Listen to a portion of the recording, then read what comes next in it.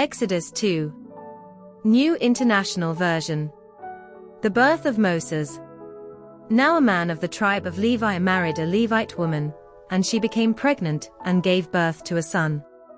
When she saw that he was a fine child, she hid him for 3 months. But when she could hide him no longer, she got a papyrus basket for him and coated it with tar and pitch. Then she placed the child in it, and put it among the reeds along the bank of the Nile. His sister stood at a distance to see what would happen to him. Then Pharaoh's daughter went down to the Nile to bathe, and her attendants were walking along the riverbank. She saw the basket among the reeds, and sent her female slave to get it. She opened it and saw the baby.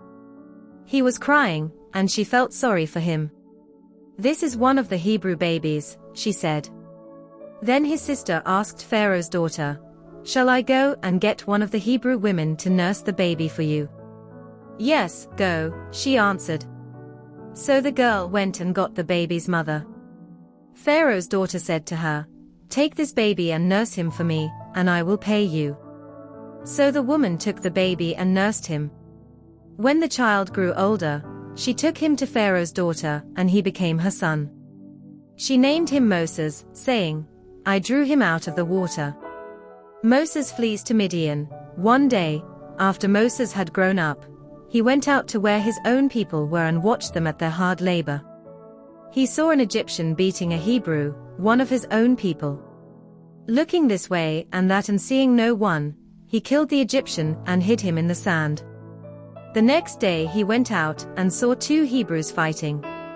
He asked the one in the wrong, "Why are you hitting your fellow Hebrew?" The man said, "Who made you ruler and judge over us? Are you thinking of killing me as you killed the Egyptian?" Then Moses was afraid and thought, "What I did must have become known." When Pharaoh heard of this, he tried to kill Moses, but Moses fled from Pharaoh and went to live in Midian, where he sat down by a well.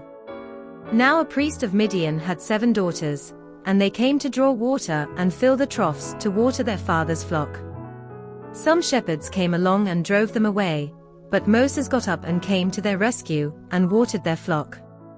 When the girls returned to roil their father, he asked them, "Why have you returned so early today?" They answered, "An Egyptian rescued us from the shepherds. He even drew water for us and watered the flock." "And where is he?" Royal asked his daughters. "Why did you leave him? Invite him to have something to eat." Moses agreed to stay with the man, who gave his daughter Zipporah to Moses in marriage. Zipporah gave birth to a son, and Moses named him Gershom, saying, "I have become a foreigner in a foreign land." During that long period, the king of Egypt died. The Israelites groaned in their slavery and cried out, and their cry for help, because of their slavery, went up to God. God heard their groaning, and he remembered his covenant with Abraham, with Isaac and with Jacob. So God looked on the Israelites, and was concerned about them.